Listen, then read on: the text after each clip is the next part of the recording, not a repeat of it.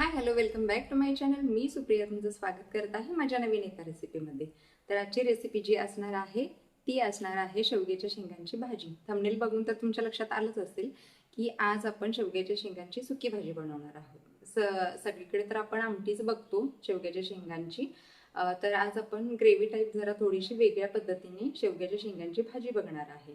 आणि हो, जर तुम्हाला कोणाला माझे जे सबस्क्रायबर आहेत त्यांना जी माझी छोटीशी फॅमिली झालेली आहे यूट्यूबची, त्यांना कोणाला जर नवीन रेसिपी काय हवी असेल किंवा पाहायची असेल तर प्लीज तुम्ही कमेंट करून मला सांगा. मी ती नक्की तुम्हाला दाखवण्याचा प्रयत्न करेन.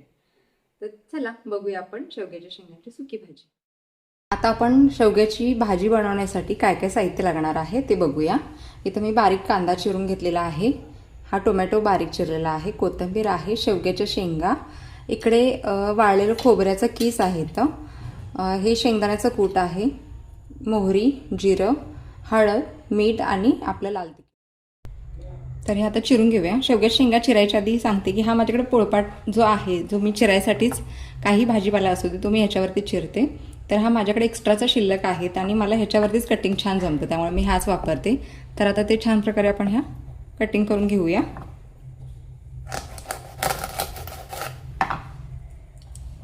असे सगळे केस काढूया ह्याचे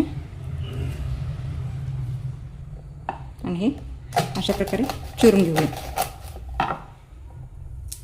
असे चिरता चिरता त्याच्या साली काढून घ्यायच्या. हे बघा, अशी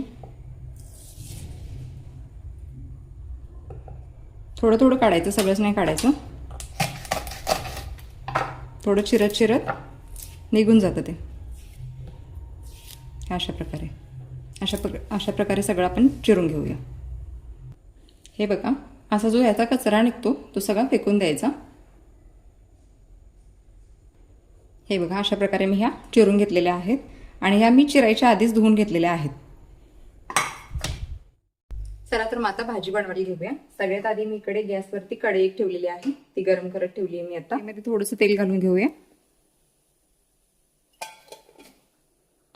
तेल चांगलं गरम झालं ना की जिरा मोहरीची आपण ह्याला फोडणी देऊया. अर्धा चमचा मोहरी, अर्धा चमचा जिरं. हे चांगले तडतडायला लागले की मग ह्याच्यामध्ये आपण कांदा टाकू. हे बघा, जिरे मोहरी तडतडायला लागली. आता आपण ह्याच्यामध्ये कांदा घालून घेऊया.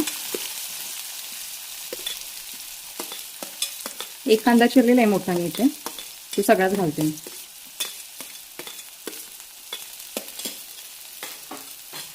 आणि हा छानसा भाजून घेऊया. जोपर्यंत लाल होत नाही, सरपायचं नाहीये, फक्त चांगला भाजून घ्यायचा. हे बघा, कांदा असा भाजत आलेला आहे. त्याच्यामध्ये आता आपण टोमॅटो ऍड करूया. एक टोमॅटो घेतलेला आहे मी इकडे. टोमॅटोही छानसा भाजून घेऊया. हे बघा, अशा प्रकारे टोमॅटोही चांगला छान भाजून घ्यायचा. आता त्याच्यामध्ये ना आपण हळद टाकूया. अर्धा चमचा हळद, अर्धा चमचा घातलेली आहे. त्याच्यामध्ये जो खोबऱ्याचा कीस आहे, वाळलेल्या खोबऱ्याचा, तो घालायचा आहे आपण. आणि खोबरं वाटताना ना मी त्याच्यामध्ये लसणाच्या पाकळ्या पण घातलेल्या आहेत. तर इकडे आपण खोबऱ्याचा कीस घालूया.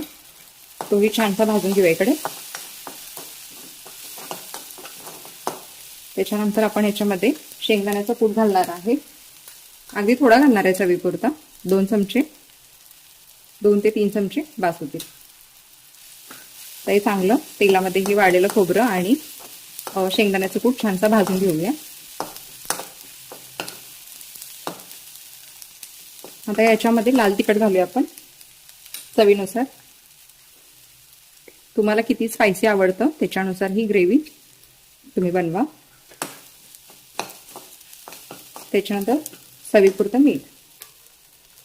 गॅसची फ्लेम थोडीशी स्लो करते मी. चवीपुरतं मीठ.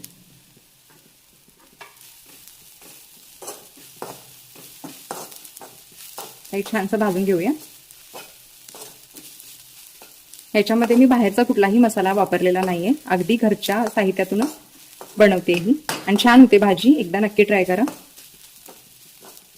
ज्यावेळी भाजीला काय नसतं त्यावेळी अशा प्रकारे भाजी बनवली ना तर एक भाकरी जास्त जाते. नक्की ट्राय करून बघा. आता त्याच्यामध्ये मी पाणी ऍड करते थोडंसं.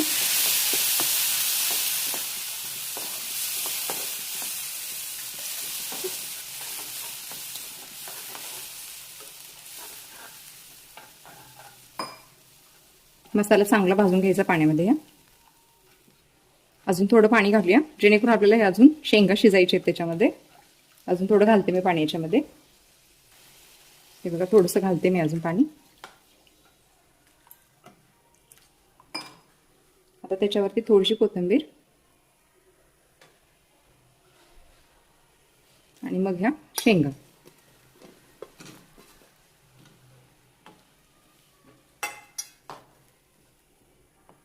आता याला झाकण लावून थोडा वेळ शिजू देऊ, 1-10 मिनिटं. 1-10 मिनिटं आपण झाकण लावून ठेवून देऊया. 10 ते 15 मिनिटं झालेली आहेत. आपण भाजी चेक करूया. हे बघा छान कशी तर्री आली आहे भाजीला, छानसा कट सुटलाय. आता हे शेंगा पूर्णपणे शिजलेल्या आहेत आणि ग्रेव्ही पण बघा किती छान झालेली आहे. मस्त असा वास पण सुटलेला आहे. एकदा नक्की ट्राय करा. अरे बघा भाजी किती मस्त दिसतेय, खूप सुंदर दिसते भाजी. खायलाही खूप छान झालेली आहे. तुम्हीही नक्की ट्राय करा आणि प्लीज मला कमेंट करून सांगा. तर माझी ही रेसिपी जर तुम्हाला आवडली असेल तर प्लीज व्हिडिओला नक्की लाईक करा, शेअर करा आणि प्लीज कोणी अजून सबस्क्राईब केलं नसेल तर प्लीज सबस्क्राईब करा. चला बाय, भेटू उद्याच्या ब्लॉगमध्ये एका नवीन रेसिपीमध्ये. बाय.